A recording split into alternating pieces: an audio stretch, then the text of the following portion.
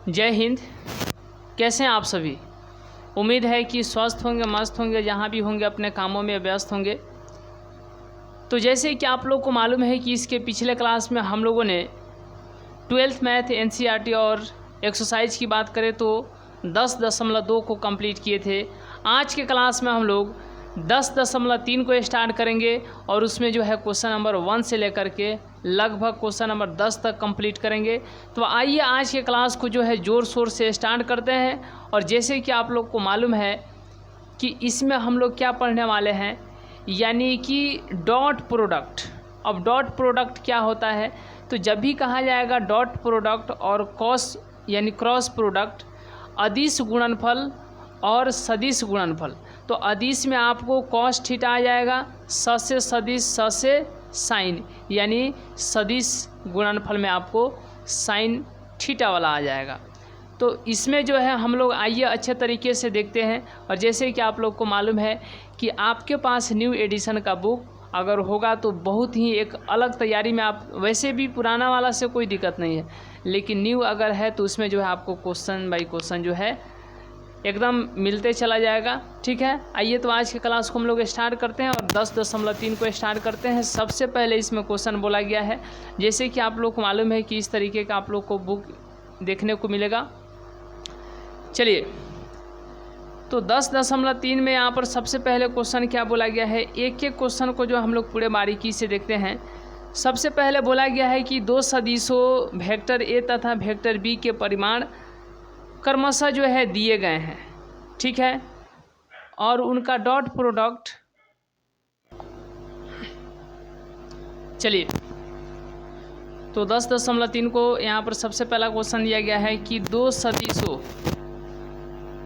Vector A and vector B के परिमाण क्रमशः √3 एवं 2 है और ए डॉट यानी vector A dot vector B बराबर में √6 है, तो वेक्टर ए तथा वेक्टर बी के बीच का कोण ज्ञात कीजिए। अब इस प्रकार के क्वेश्चन है, क्या आप इस प्रकार के क्वेश्चन को नहीं बना सकते हैं? बहुत ही आसान क्वेश्चन है, एक बार बस थीम को समझ जाइए, उसके बाद काम खत्म।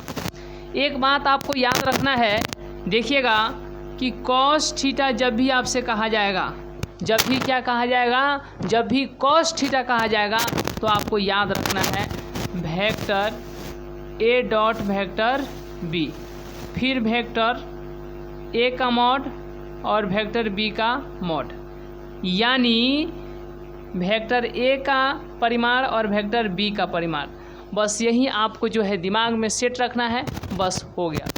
अब एक और बात आपको ध्यान रखना है, देखिए क्या, जब आपसे साइन थीटा कहा जाएगा, जब आपसे साइन थीटा कहा जाएगा तो vector A cross vector B का परिमाण और बटा वेक्टर ए का मॉड और वेक्टर बी का मॉड, ये आपको याद रखना है साइन थीटा का। बस 2 ठो याद रखिएगा। और अभी आपको ध्यान क्या देना है कि साइन थीटा के बारे में हम लोगों को नहीं, बल्कि किसके बारे में पढ़ना है जी, बल्कि किसके बारे में पढ़ना है, तो कॉस थीटा के बारे में पढ़ना है। किसके बारे में पढ़ना है? कॉस थीटा के बारे में पढ़ना है। तो एक एक बात को जो है हर एक अच्छे तरीके से जो है कंप्लीट करके चलना है। बस आपको थोड़ा सा ध्यान देना है, बस एक क्वेश्चन के लिए 1 मिनट काफ़ी है। ये पहला क्वेश्चन के लिए मात्र 1 मिनट का समय दीजिए, आपको दिमाग में आ जाएगा, हम इतना कहते हैं। बस अब यहाँ पर आपको ध्यान क्या देना है, देखिए जल्दी से जल्दी आप लोग इसको किताब को जो है अपने पास कर लीजिए, क्योंकि जो समय हम लोग अभी, समय बहुत इम्पोर्टेंट है। अभी ये ध्यान रखना है कि आपको अभी फिजिक्स भी कवर करना है, मैथ भी कवर करना है, केमिस्ट्री भी कवर करना है, इंग्लिश भी कवर करना है, हिंदी भी कवर करना है। अगर आर्ट्स से हैं तो आर्ट्स के टोटल, तो वहाँ पर अभी तो हम लोग साइंस और बायोलॉजी से होंगे तो बायोलॉजी। तो अभी हम लोगों को बेसिकली जो है मैथ को ध्यान दे करके चलना है। और उसमें इस बुक को जब रख लीजिएगा तो जो समय आपको क्वेश्चन लिखने में लगेगा वो बिल्कुल आप किताब खोलिए, देखिए हो जाएगा। तो यह आपके पास बहुत बड़ी एक सावधानी भी हो जाएगी और समय बचाने का एक तरीका भी हो जाएगा। तो याद रखिएगा। और ये बुक बार बार हम दिखा रहे हैं, इस तरीके का न्यू एडिशन का ही लीजिएगा। देखिए यहाँ पर पहले आपको क्वेश्चन पर ध्यान देना है अब हर एक बातों से जो है आपको कंसंट्रेटेड हो करके, एकाग्र हो करके इन सारी सवालों को जो है एक एक करके बारीकी से जो है आपको ध्यान देना है। हम आपको विश्वास दिलाते हैं कि आपको एक एक क्वेश्चन जो है, जो भी आपको समझने में दिक्कत होते हैं वह दिक्कत नहीं होगा, प्रॉब्लम्स नहीं होंगे। आप एक बार जो है यहाँ पर कंसंट्रेटेड चलिए।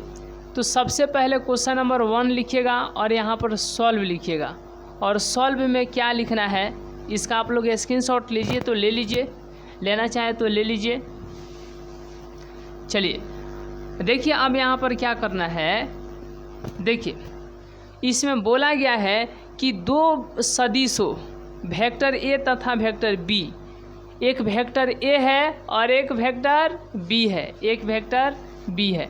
तो गिवन में आप यहाँ पर क्या लिखिएगा, वेक्टर ए का मॉड और वेक्टर बी का मॉड, यानी वेक्टर ए का परिमाण वेक्टर बी का परिमाण कितना दिया है जी, कितना दिया है। तो पहला दिया है √3। देखिएगा पहला कितना दिया है, √3 दिया है और दूसरा कितना दिया है, सिर्फ और सिर्फ 2 दिया है। पहला कितना दिया है √3 और दूसरा दिया है 2। अब हो गया, बन गया। और फिर आगे दिया है vector A dot vector B, vector A dot vector B बराबर में √6, कितना दिया है √6। तो वेक्टर ए तथा वेक्टर बी का कोण, यानी वेक्टर ए तथा वेक्टर बी के बीच का कोण, वेक्टर ए और वेक्टर बी के बीच का कोण बताना है। क्या आप लोग नहीं बताइएगा, देखिए इसीलिए आप यहाँ पर लिख दीजिएगा cos थीटा बराबर में vector A dot vector B और बटा में ए का परिमाण और फिर बी का परिमाण। तो cos थीटा बराबर में क्या होगा बताइए, cos थीटा बराबर में क्या होगा। तो यहाँ पर ए डॉट बी है, क्या है, ए डॉट बी है। तो ए डॉट बी का मान कितना हो जाएगा, √6 हो जाएगा, कितना हो जाएगा, √6 हो जाएगा। और नीचे जो है ए का मापांक यानी ए का परिमाण √3 गुणा, फिर नीचे क्या है, बी का परिमाण 2। अब यहाँ के बाद आपको बताना है, क्या आप लोग यहाँ से नहीं बना सकते हैं, क्या आप लोग यहाँ से नहीं बना सकते हैं, बिल्कुल बना सकते हैं। cos थीटा बराबर में कितना आ जाएगा, तो √6 बटा 2√3, ये बटा में 3 है तो ऊपर भी 3 से √3 से मल्टीप्लाई कीजिए, नीचे भी। तो ये आएगा आपको cos थीटा बराबर में ऊपर हो जाएगा √18 और नीचे हो जाएगा 2 गुणे √9। अब यहाँ पर बताइए कि cos थीटा बराबर में इसको हम लोग लिख सकते हैं कितना, 3 गुने 3 गुने 2, 3 3 9 2 के 18, और इसको लिख सकते हैं 2 गुने √3 गुने 3, √3 गुने 3, इतना लिख सकते हैं, इतना लिख सकते हैं, आप लोग जानते हैं। देखिए अब इसके आगे आपको ध्यान क्या देना है कि cos थीटा तो रहेगा, cos थीटा तो रहेगा, जो अंदर में 2 ठो दिखाई दे रहा है रूट से एक बाहर निकल जाएगा, बच जाएगा 3√2। यहाँ पर 2 है गुणा, सेम जो है रूट के अंदर 2 ठो है तो 1 ठो बाहर निकल जाएगा, यानी रूट ख़त्म। अब इससे यह ख़त्म, तो cos थीटा बराबर में √2/2, यानी कोण जो आ जाएगा कितना आ जाएगा, यहीं से जब आप थीटा का मान निकालिएगा तो क्या होगा। वैसे तो आप देखिए यहीं पर इसका आंसर हो गया है, यहीं पर, ठीक है, लेकिन इस तरीके से भी कर दीजिएगा। तो आपको क्या जो होता है ना हर, यानी बटा के नीचे जिसको हर डिनोमिनेटर कहा जाता है, वहाँ पर रूट में नहीं रखा जाता है। ऐसा करना चाहिए कि रूट में ना रहे, इसका प्रयास करना चाहिए, ठीक है। देखिए तो जब यहाँ से थीटा का मान निकालिएगा तो cos इधर है, उधर गया तो cos इन्वर्स और √2/2, यह जो है एंगल का मान आ गया। किसका मान आ गया जी, एंगल का मान आ गया। आइए अब यहाँ तक का स्क्रीनशॉट लीजिए। तो हम लोग नेक्स्ट क्वेश्चन देखते हैं, क्वेश्चन नंबर 2 को देख। चलिए, इतना आंसर आ गया, लेकिन आंसर मिलाइएगा ना तो आपको बुक में नहीं मिलेगा। अरे नहीं मिलेगा तो क्या, देखिए यहाँ पर इसी को क्या किया है, इसी को हम लोग cos थीटा और √2 को √2 रहने देते हैं, और जो नीचे जो है 2 इसको लिख सकते हैं √2 इंटू √2 यानी √2 गुने √2। इससे यह ख़त्म, तो cos थीटा बराबर में 1/√2, और cos में 1/2 जो है किसका वैल्यू होता है, किसका मान होता है, तो cos 45 डिग्री का। ठीक है, तो cos 45 डिग्री का मान 1/√2, या cos 45 डिग्री लिखिए या इसी को π/4 लिखिए। 45 डिग्री कहिए तो या π/4 कहिए तो एक ही बात है। तो cos इधर से हटाएंगे तो क्या आ जाएगा, थीटा का मान 4 यानी π/4, और इस तरीके से जो है इसका आंसर हो जाएगा। चलिए, तो अब इसके बाद हम लोग नेक्स्ट क्वेश्चन जो है क्वेश्चन नंबर 2 को देखते हैं जी। देखिए, अब यहाँ पर जो है क्वेश्चन नंबर 2 है, ध्यान दीजिएगा। देखिए, अब क्वेश्चन नंबर 2 को देखते हैं और कितने लोग सही करते हैं।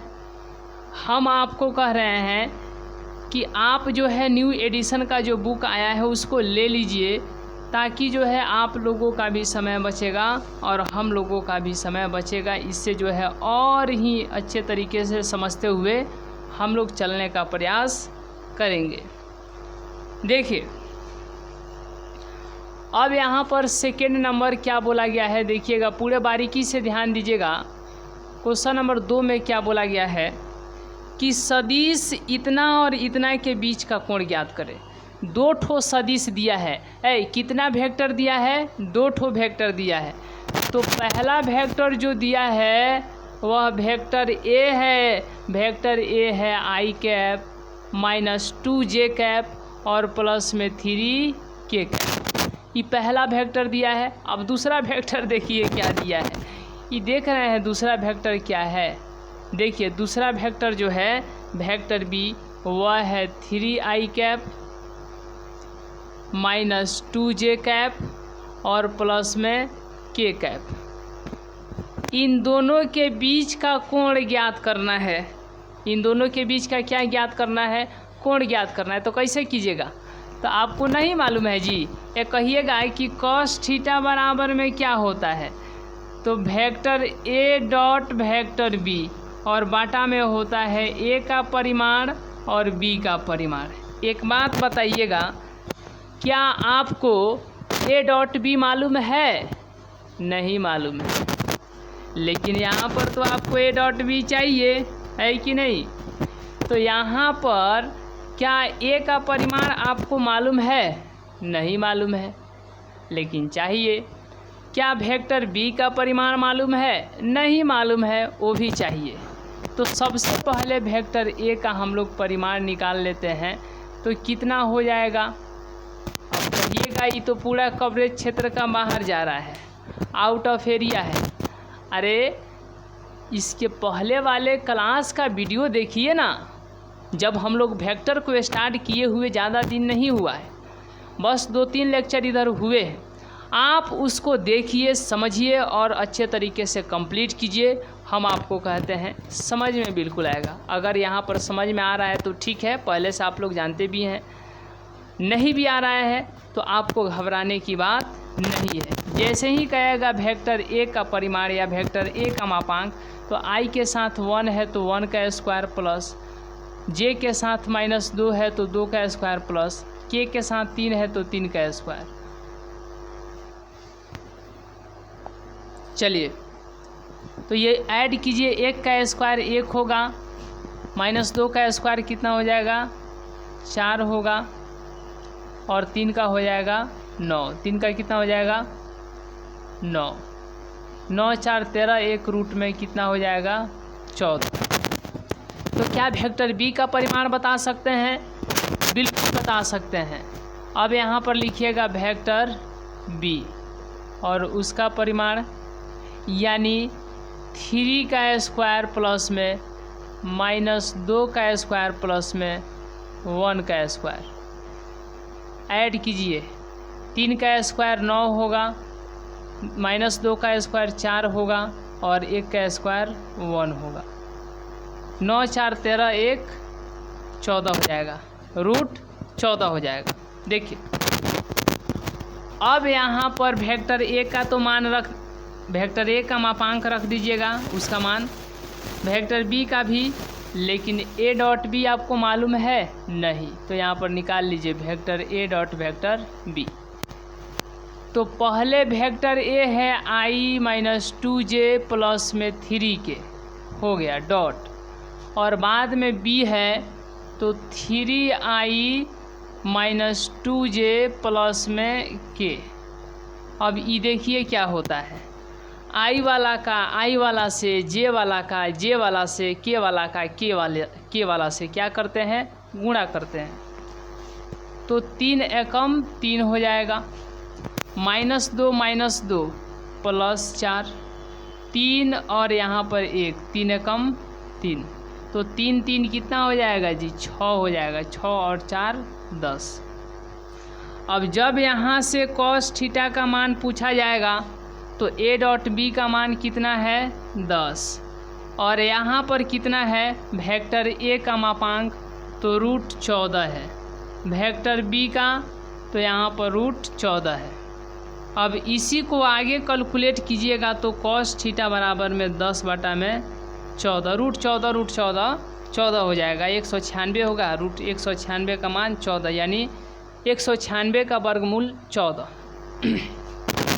अब ई कटेगा तो 5 होगा, ई कटेगा तो 7 होगा, इसीलिए cos थीटा बराबर में 5/7, कितना, 5/7।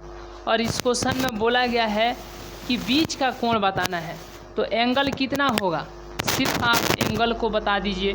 तो बराबर किधर एंगल रखिए, तो cos इधर आएगा तो cos इनवर्स 5/7, कितना हो जाएगा, 5/7 हो जाएगा, कितना हो जाएगा, 5/7। तो यह जो है जो 2 ठो वेक्टर दिया था उन दोनों वेक्टर के बीच का जो है एंगल हो गया। अब इसके बाद हम लोग देखते हैं क्वेश्चन नंबर 3 को देखते हैं जी, समझ रहे हैं ना। तो एक बार यस कर दीजिए, अगर कहीं पर भी किसी भी प्रकार का दिक्कत हो तो आप लोग कमेंट ज़रूर कीजिए। और रहा बात आपको सिलेबस को, तो इसमें भी आपको जो भी पीछे छूट गए हैं, चाहे वो आपको मैट्रिक्स हो या डिटर्मिनेंट हो या वेक्टर के कुछ तत्कालिक जो है लेक्चर हो, तो इससे आपको पूरा कर लेना है। देखिए अब इसके बाद हम लोग क्वेश्चन नंबर 3 को देखते हैं, बहुत ही आसान क्वेश्चन है, ठीक है, चलिए स्क्रीनशॉट ले लिए होंगे। आइए अब इसके बाद जो है क्वेश्चन नंबर 3 को देखते हैं। देखिए क्वेश्चन नंबर 3 में क्या बोला गया है, सबसे पहले इस बात पर जो है आपको कंसंट्रेटेड रहना पड़ेगा। अगर इन सारी बातों को जो है आप कंसंट्रेटेड हो करके अच्छे तरीके से कंप्लीट करते हैं तो हमें उम्मीद है कि सब के सब क्वेश्चन धीरे धीरे जो है आपसे बन जाएंगे। अब यहाँ पर दिया गया है क्वेश्चन नंबर 3 में, देखिए क्वेश्चन नंबर 3 में क्या दिया गया है, इस थीम को समझना पड़ेगा। यहाँ पर 2 ठो वेक्टर दिया गया है, कितना वेक्टर दिया गया है, 2 ठो। पहला वेक्टर ए है, पहला वेक्टर ए है और दूसरा वेक्टर बी है। और कहा जा रहा है यानी वेक्टर ए पर वेक्टर बी का प्रक्षेप ज्ञात कीजिए। पहला वाला सदिश पर दूसरा वाला सदिश का प्रक्षेप ज्ञात कीजिए। बोला गया है कि सदिश इतना पर इतना का प्रक्षेप, तो पहला वाला को वेक्टर ए माने हैं और बाद वाला को वेक्टर बी माने हैं। तो वेक्टर ए पर अब देखिए क्या बोला है, वेक्टर ए पर वेक्टर ए पर वेक्टर बी का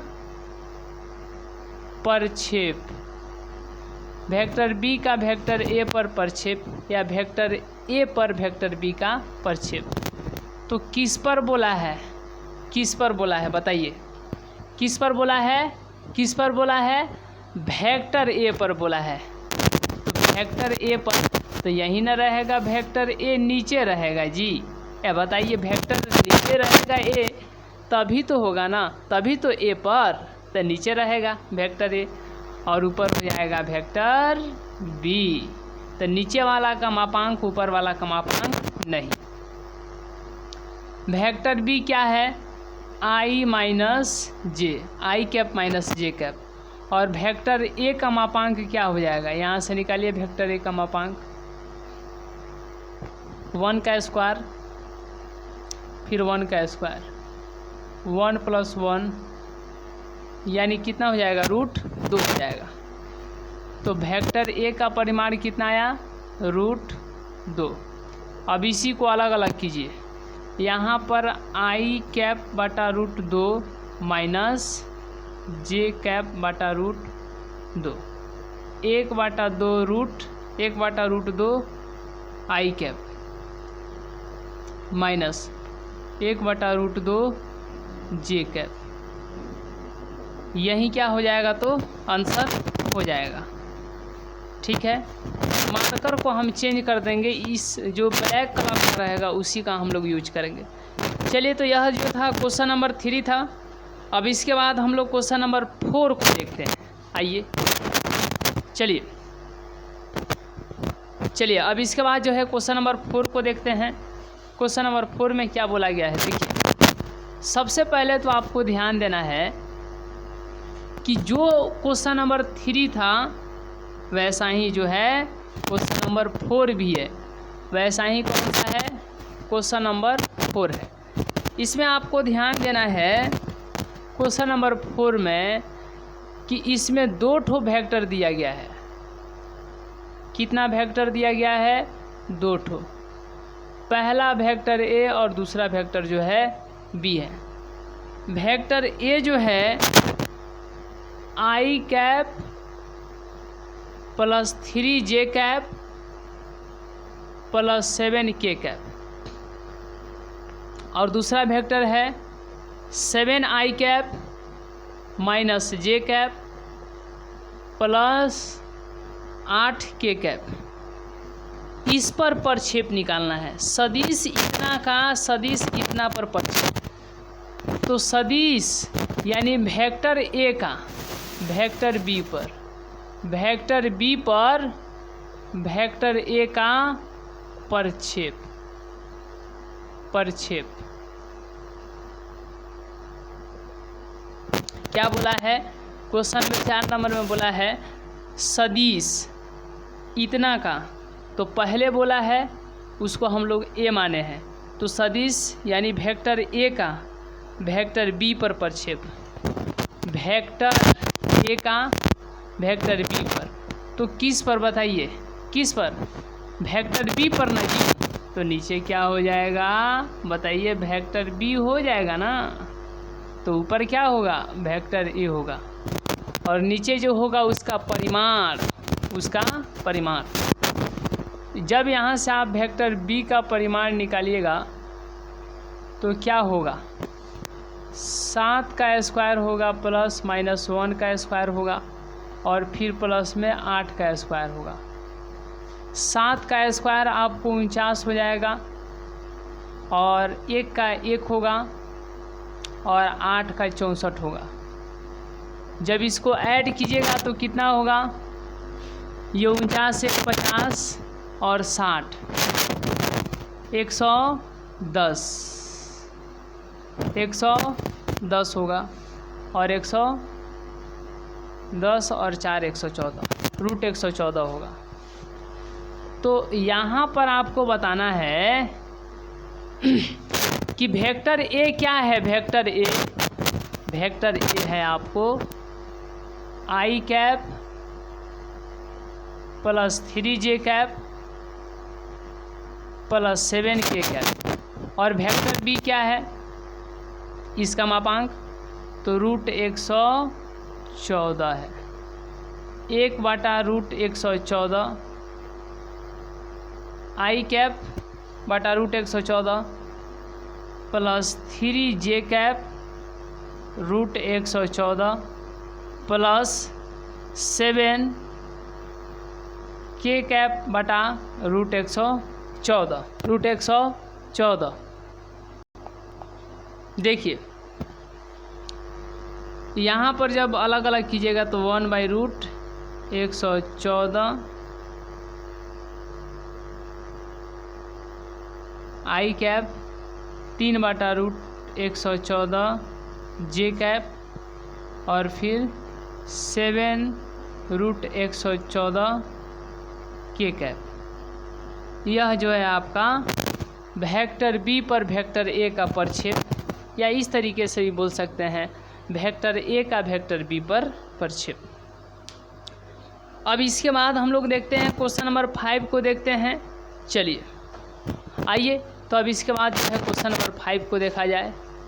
देखिए अब यहाँ पर आपको ध्यान क्या देना है, क्वेश्चन नंबर 5 में यही ध्यान देना है कि प्रत्येक जो सदिश इसमें दिया गया है, 3 ठो सदिश दिया गया है। कितना सदिश दिया गया है? 3 ठो सदिश दिया गया है, 3 ठो वेक्टर दिया गया है। उसको क्या सिद्ध करना है? उसको सिद्ध करना है कि जो प्रत्येक जो है मात्रक सदिश है, यानी प्रत्येक का जो है परिमाण आएगा 1 आएगा, यही दिखाना है। कितना नंबर? तो 5 का पहला नंबर क्या है? 1/7, ठीक है, 2i कैप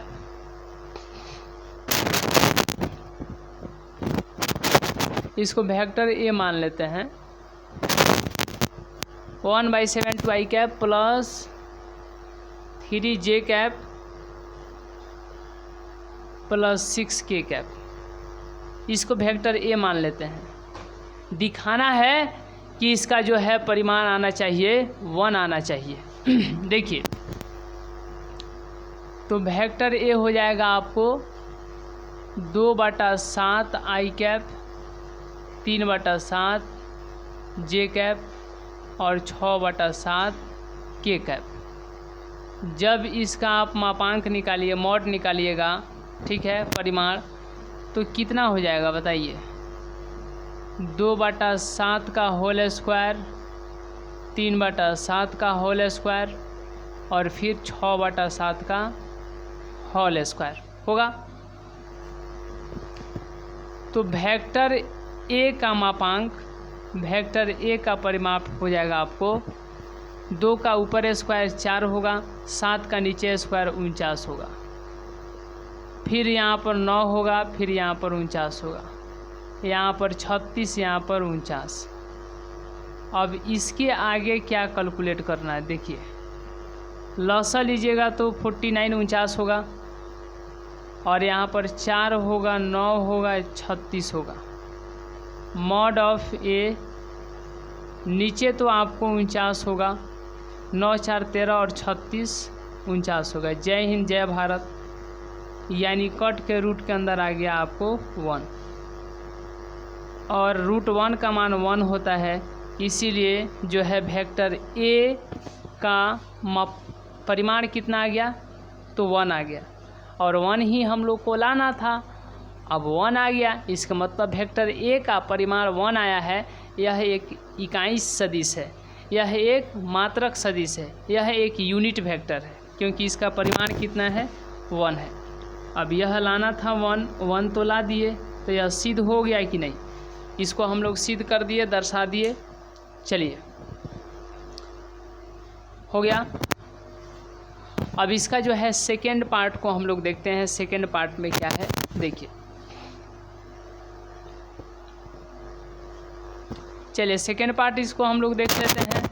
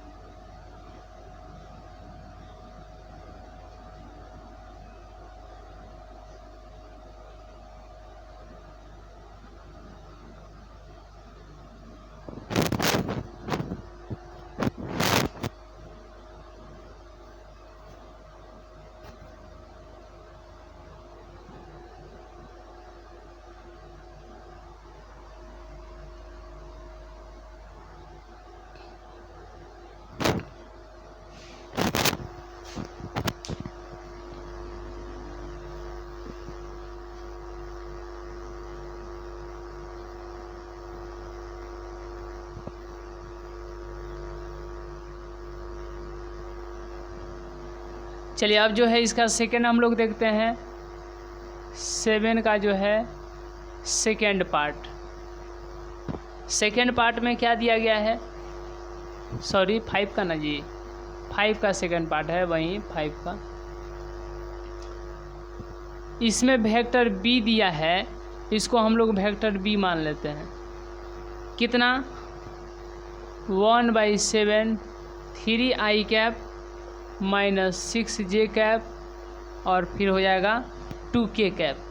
तो इसको क्या करेंगे, vector B 3/7 i cap minus 6/7j cap फिर 2/7 k कैप। इसका जब आप मॉड निकालिएगा, परिमाण निकालिएगा तो कितना होगा। तो देखिए परिमाण के लिए 3/7 का स्क्वायर माइनस 6/7 का स्क्वायर फिर 2/7 का स्क्वायर। तो वेक्टर बी का परिमाण कितना हो जाएगा, इसका हो जाएगा 9/49 और इसका हो जाएगा 36/49 प्लस में होगा, ठीक है। फिर इसका हो जाएगा 4/49, कितना हो जाएगा 4/49। उसके बाद में वेक्टर बी कितना होगा बताइए,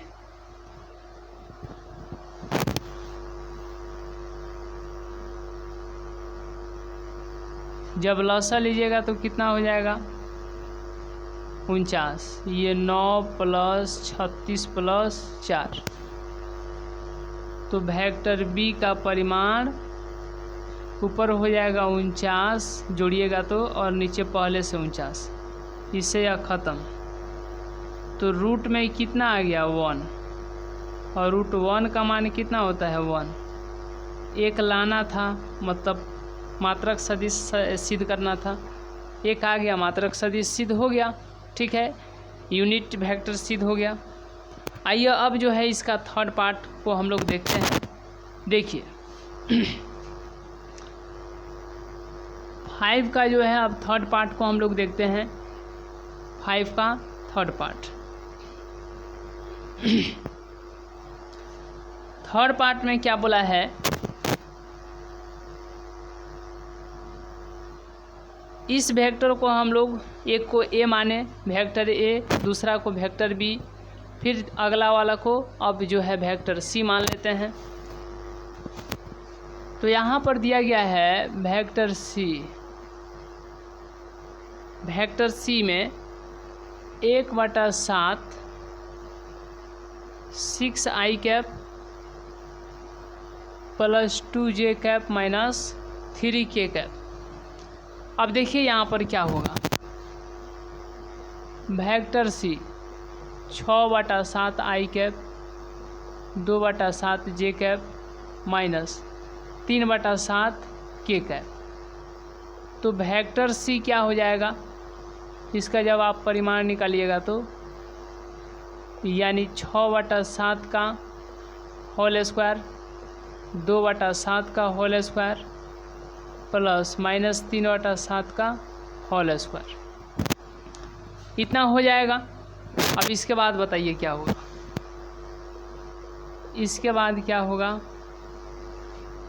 तो 36/49 होगा, 4/49 होगा और -3 का स्क्वायर 9, 7 का स्क्वायर नीचे 49। आगे कैलकुलेट कीजिएगा तो क्या होगा, लसा लीजिए 49 हो जाएगा। अब यहाँ पर कितना 36 प्लस, यहाँ से आप लोग जानते हैं, तो अब बताइए रूट के अंदर कितना होगा, जोड़ दीजिए 49 हो जाएगा, 49/49। अब इससे यह ख़त्म हो जाएगा तो रूट के अंदर आ जाएगा 1, और रूट 1 का मान कितना होता है 1। तो 1 आ गया, मतलब मात्रक सदिश जो है सिद्ध हो गया, यूनिट वेक्टर जो है सिद्ध हो गया। आइए अब इसके बाद हम लोग नेक्स्ट क्वेश्चन को देखते हैं। चलिए क्वेश्चन नंबर 6 को, अच्छा ये भी दिखाना है कि ये एक दूसरे पर लंबवत है, ठीक है। क्या दिखाना है, ये दिखाना है कि एक दूसरे पर लंबवत है। चलिए, तो ये तो आपको क्या हम लोग सिद्ध कर दिए, क्या सिद्ध कर दिए बताइए, क्या क्या बताइए क्या सिद्ध किए हैं? तो मात्रक सदिश यानी कि यूनिट वेक्टर सिद्ध किए हैं। अब कह रहा है कि ये भी सिद्ध कीजिए कि ये एक दूसरे पर लंबवत है। अर्थात लंबवत के लिए क्या शर्त है? तो यदि कोई दो वेक्टर एक दूसरे पर लंबवत है तो पहला वेक्टर और दूसरा वेक्टर का जब आप लोग अदिश गुणनफल निकालिएगा, अदिश गुणनफल यानी कि डॉट प्रोडक्ट, तो याद रखिएगा यदि वह डॉट प्रोडक्ट का मान 0 आ गया तो दोनों वेक्टर जो है एक दूसरे के लंबवत हैं। क्या है? लंबवत हैं। कब? जब दोनों वेक्टर का डॉट प्रोडक्ट अदिश गुणनफल यदि 0 आ गया। तो पहला वेक्टर हम लोगों के पास क्या था? वेक्टर ए था, यानी पहला वाला को वेक्टर ए माने थे। 1/7 2i cap plus 3j cap और 6k कैप। वेक्टर बी क्या था? 1/7 3i cap minus 6j cap plus 2k cap. और वेक्टर सी क्या था? 1/7 7 6i cap plus 2j cap minus 3k cap minus 3k cap. जब vector A और vector B का dot product निकालिएगा तो क्या होगा? 1/7 गुणा होकर के 1/49 हो जाएगा और आई वाला के साथ 6 होगा। 3 में 6 से गुणा कीजिए 18 हो जाएगा। फिर 6 में 2 से गुणा कीजिए तो 12 हो जाएगा। क्या हो जाएगा? 12 हो जाएगा। तो ये आपको कितना आ गया बताइए? ये आ गया 1/49 गुणा 12 6 18 प्लस में 18 माइनस में घट के 0 हो जाएगा, यानी कि 0 आ गया। तो ए और बी का जो डॉट प्रोडक्ट निकाले 0 आ गया। इसका मतलब वेक्टर ए और वेक्टर बी जो है एक दूसरे के लंबवत हैं। आइए उसके बाद ए बी निकल गया। अब निकालते हैं B C. Vector B dot vector C, तो 1/7 में गुणा होगा तो कितना हो जाएगा? 1/49। 3 में 6 से गुणा होगा तो 18 होगा। फिर 6 में 2 से गुणा होगा तो 12 होगा। फिर 2 में 3 से गुणा होगा तो -6 होगा। अब 1/49 -6 -12 -18 और +18 घट के हो जाएगा 0। तो वेक्टर बी एंड सी का भी हम लोग डॉट प्रोडक्ट निकाले, वो भी 0 आ गया, यानी वेक्टर बी और वेक्टर सी एक दूसरे के क्या है? लंबवत है। क्या है? लंबवत है। ए बी हो गया, बी सी हो गया। अब निकालते हैं ए सी, अच्छा है सी ए। तो ए सी ही ले लेते हैं, ए डॉट सी। तो 1/7 में गुणा होगा तो 1/49। 2 में 6 से गुणा होगा तो 12। 3 में 2 से गुणा होगा तो 6। 6 में 3 से गुणा होगा तो -18। 1/49 गुणा 12 6 18 प्लस में माइनस में 18 0 हो जाएगा। ये भी हो जाएगा कितना? 0। ये भी हो जाएगा 0। समझ गए ना? तो इस तरीके से वेक्टर ए और बी एक दूसरे पर लंब है, वेक्टर बी एंड सी एक दूसरे पर लंब है, एंड वेक्टर सी जो है वेक्टर ए एंड सी जो है एक दूसरे पर लंब है। तो सभी एक दूसरे पर लंब है, यानी वेक्टर ए जो है लंब है वेक्टर बी पर और वेक्टर बी जो लंब है वेक्टर सी पर। तो वेक्टर ए भी लंब होगा सी पर, यानी तीनों जो है एक दूसरे के लंबवत हैं। और इसको हम लोग सिद्ध कर दिए। ठीक है, बताइए ये सिद्ध हो गया है कि नहीं? इसीलिए यहाँ पर PROVED प्रूफ, ये क्या हो गया? तो सिद्ध हो गया। चलिए आइए अब इसके बाद हम लोग नेक्स्ट क्वेश्चन देखते हैं।